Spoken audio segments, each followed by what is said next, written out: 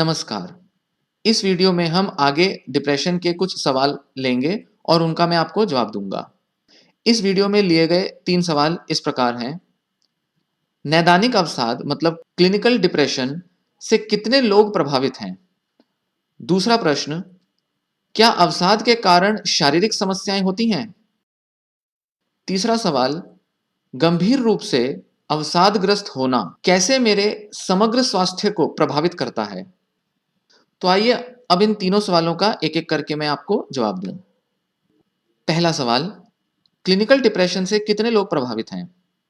हर साल major depression करीब 2 करोड़ से अधिक लोगों को प्रभावित करता है। हिंदुस्तान की कुल आबादी का 1.5%।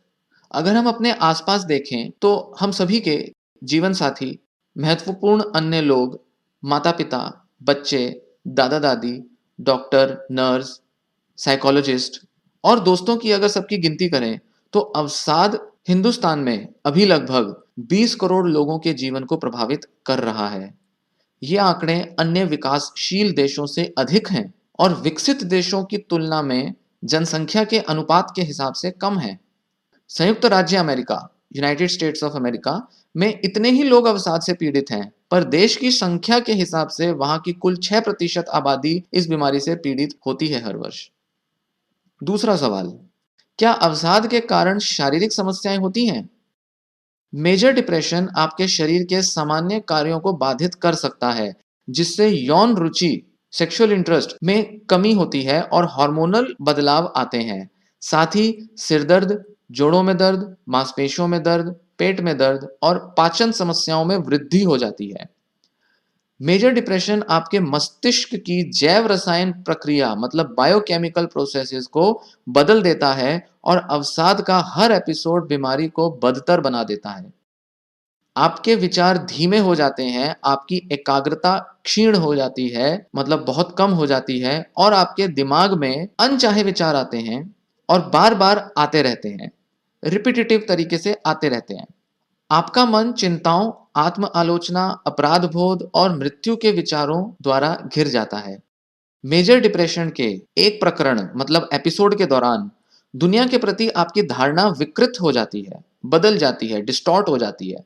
अच्छी परिस्थितियां जितनी खराब होती हैं, उससे कहीं ज्यादा बुरी स्थिति में दिखती हैं।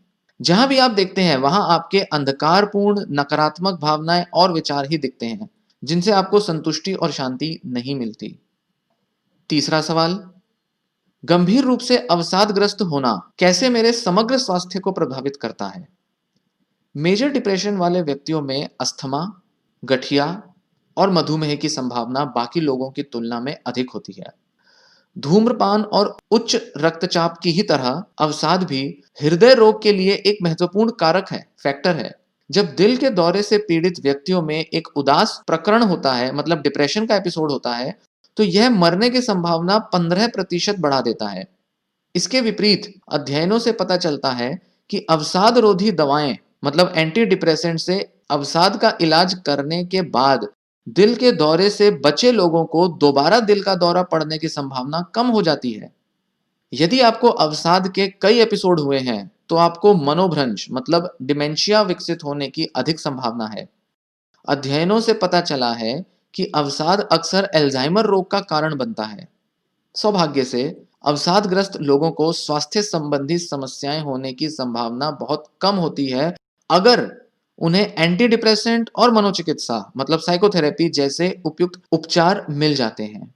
जब आपके अवसाद का प्रभावी रूप से अवसाद रोधी दवाओं मतलब एंटी डिप्रेसेंट मेडिकेशंस और मनोचिकित्सा मतलब साइकोथेरेपी के साथ इलाज किया गया है, तो आप किसी भी अन्य व्यक्ति की ही तरह दिखेंगे, कार्य करेंगे और महसूस करेंगे, भले ही बहुत बेहतर ना हो पाए हों या पूरी तरह से स्वस्थ ना हुए हों। और अधिकांश मामलों में उपचार सफल होता ही है। यह वीडियो अब यहीं समाप्त होती है। उम्मीद है आपको इन सवालों के जवाब पसंद आए होंगे और आपकी यह मदद करेंगे। धन्यवाद।